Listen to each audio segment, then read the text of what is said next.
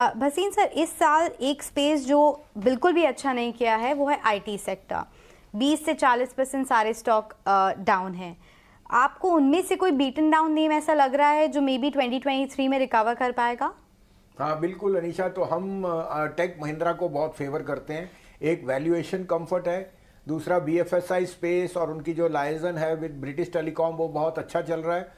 और thirdly a large part जो US की जगह जो अनिश्चितताएं हैं, वो ये नहीं कि उन्होंने बजट्स कम किए हैं, उन्होंने अनिश्चितता जताई है और वो हमें पता है। लेकिन जिस तरह से आउटसोर्सिंग और क्लाउड कंप्यूटिंग और एआई के लिए इंडियन कंपनीज हैव एडजस्टेड, मुझे लगता है कि ये valuation in cash rich companies आपको मिल नहीं सकती। तो ये बैड टाइम्स में ही लेने का मौका है। और अगर आपको जो मेरे को लगता है एक क्वार्टर के बाद वहाँ थिंग्स और स्टेबलाइज हो गई, रेट्स भी और डॉलर भी, तो मुझे लगता है कोई दो राय नहीं, ये शेयर यहाँ से बहुत आपको अच्छा रिटर्न देगी। मुझे यहाँ से 40% तक का रिटर्न दिखता है इन टेक महिंद्रा।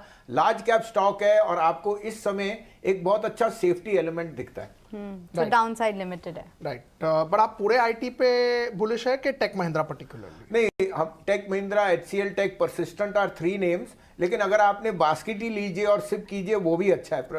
पंकज, क्या है कि बुरे समय में भाव आपके साथ है और वैल्यूएशन अगर आपके कंफर्ट दे रहा है तो फिर आपको दो राय करनी नहीं चाहिए।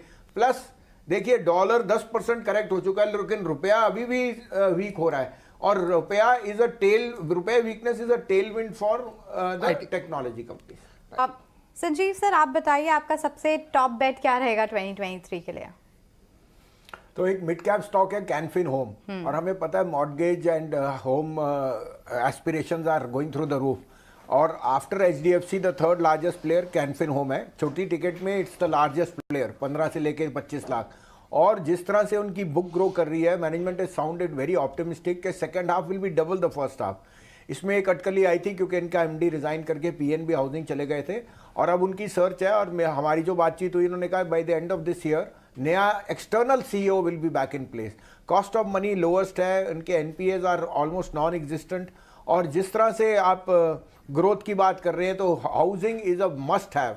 और जिस ये लो टिकट में I think Canfin trades at a very very reasonable multiple. मुझे ये स्टॉक यहाँ से दुगना भी हो जाए तो आश्चर्य नहीं होगा।